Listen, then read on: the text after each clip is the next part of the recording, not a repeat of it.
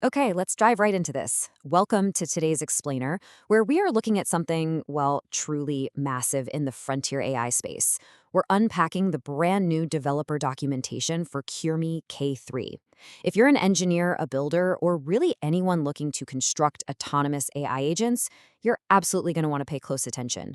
Kimi has just launched their most capable flagship model to date, and we're going to break down exactly how you can leverage its API platform to start building right away. Right off the bat, look at this number, 2.8 trillion parameters. I mean, this isn't just some incremental minor update. Kimi K3 is actually the world's first open source model in the 3 trillion parameter class. What we're seeing here is Kimi just continuing to push the absolute boundaries of model scale. In fact, over 9 of the past 12 months, Kimi models have consistently held the frontier in open source model scale. But, a massive parameter count is really only part of the story, right? It's how those parameters are put to work that actually matters. So the architecture making this insane scale possible is called Kimi Delta Attention, or KDA.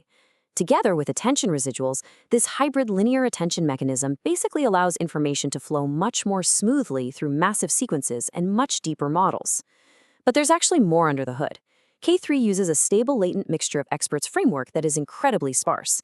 It efficiently activates just 16 out of 896 available experts during inference. So what's the result? Well, these structural advances give Kimi K3 roughly 2.5 times the overall scaling efficiency of its predecessor, K2. It literally converts raw compute into actual capability far more effectively. So here is our roadmap for today. We're going to meet Kimi K3, unpack its core capabilities, walk through the developer experience, explore advanced API features, master dynamic tooling, and wrap up with pricing and important limits. Section 1. Meet Kimi K3, the engine. The crucial starting point is just understanding the sandbox you're playing in. K3 comes out of the gate with a staggering 1 million token context window, and that's paired with native visual understanding. And for the open source community, this is huge news. The full model weights will be released by July 27th, 2026. Plus, from a logistical standpoint, K3 operates on a totally flat pay-as-you-go pricing model. There's no complicated tiering by context length. You just pay uniform per-token prices for inputs and outputs, with separate clear rates specifically for cache hits and misses. Section 2. Unpacking core capabilities. Why it matters. When it comes to its core strengths, K3 is an absolute powerhouse for software engineering. It's specifically designed to sustain long-horizon coding tasks with minimal human supervision. We're talking about a model that can understand and manage massive codebases and even coordinate terminal tools all on its own. But because of that native visual understanding we mentioned, it also completely excels at tasks that combine engineering and visual reasoning. Just think about it, feeding it screenshots and visual feedback to improve game development workflows, front-end design, or even CAD. Overall, internal evaluations show really consistent advantages across production-oriented workflows, which makes this an incredible engine for end-to-end agentic knowledge work. Section 3. The developer experience, building the foundation. Okay, I cannot emphasize this fundamental developer rule enough. Always, always return the complete assistant message. Here's why this matters so much. K3 always has its thinking mode enabled. In fact, right now, the thinking effort defaults to the max level. Because the model is doing all this heavy reasoning behind the scenes, if you're building a multi-turn conversation or handling tool calls, you must add the complete assistant message returned by the API to your next request.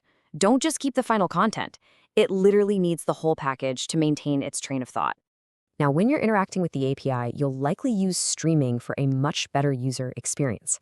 And K3 distinctly separates its output. Streaming responses will provide you with reasoning content deltas, which represent the model's internal thinking process, entirely separate from the final answer content deltas. This is fantastic for us developers, because you can actively choose to display the model's scratchpad reasoning to your users, or just hide it and only stream the polished final output. Another massive quality of life feature here is caching. With that 1 million token window, context caching is completely automatic for regular requests. You don't need a cache ID, you don't need a time to live parameter, or really anything extra. Just keep your long prefix unchanged and later requests will automatically attempt a cache hit. For vision inputs, there are some strict formatting rules you'll want to know to save yourself some debugging time later.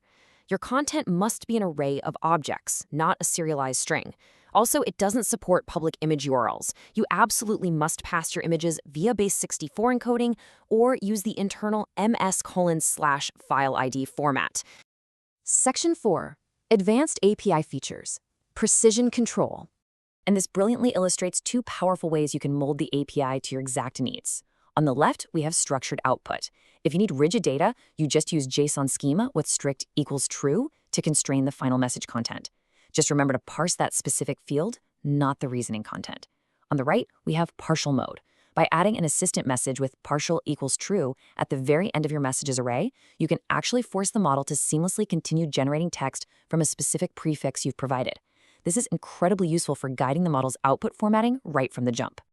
Section 5. Mastering dynamic tooling. Equipping your agents.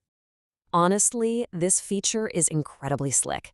Dynamic tool loading allows you to inject tool definitions completely on demand. Say you want to load a calculator dynamically. You simply place the complete name, description, and parameters definition right into a system message, but leave the content field empty. Boom, the tool instantly becomes available from that message onward in the conversation. You just have to make sure you keep this system message in your later request history, as the server isn't going to retain it for you. Kimi also provides official tools integrated through their system called Formula. To use them, you just follow this exact 5-step loop. First, fetch the tool definitions from the formula/tools endpoint. Second, add those to your chat completions request. Third, when K3 decides to call a tool, you take the function name and arguments and submit them to the formula/fibers endpoint. Fourth, grab the fiber output and append both it and the original assistant message to your history. And finally, call chat completions again until the model reaches a final answer. Oh, and one important note from the docs here, the web search tool is currently being updated and is explicitly not recommended for production workflows right now, so definitely hold off on that one for a bit. Section 6. Pricing and important limits. Launch logistics. So because K3 is a deeply optimized thinking-first model, many of the standard API parameters you might be used to tweaking are actually locked down. First off, max completion tokens defaults to a massive 131,072, but you can push it up to over 1 million if needed. However, you need to note these strict fixed parameters. Temperature is fixed at 1.0.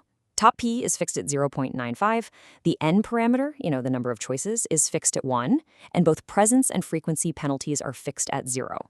The documentation is crystal clear on this. You must omit these fixed parameters from your API request entirely, or you are definitely going to throw an error. And that brings us to the end of our deep dive into the Kimi K3 API platform. We've seen the incredible scale of 2.8 trillion parameters, the raw efficiency of Kimi Delta attention, and the really precise developer controls, from dynamic tooling to separated streaming outputs. The infrastructure for next-generation agentic workflows is sitting right here, fully documented and ready to go. So the only question left is, with a 1 million token context window and this much raw intelligence right at your fingertips, what are you going to build? Head over to the Kimi Playground and find out. Thanks for joining me on this explainer, and happy coding!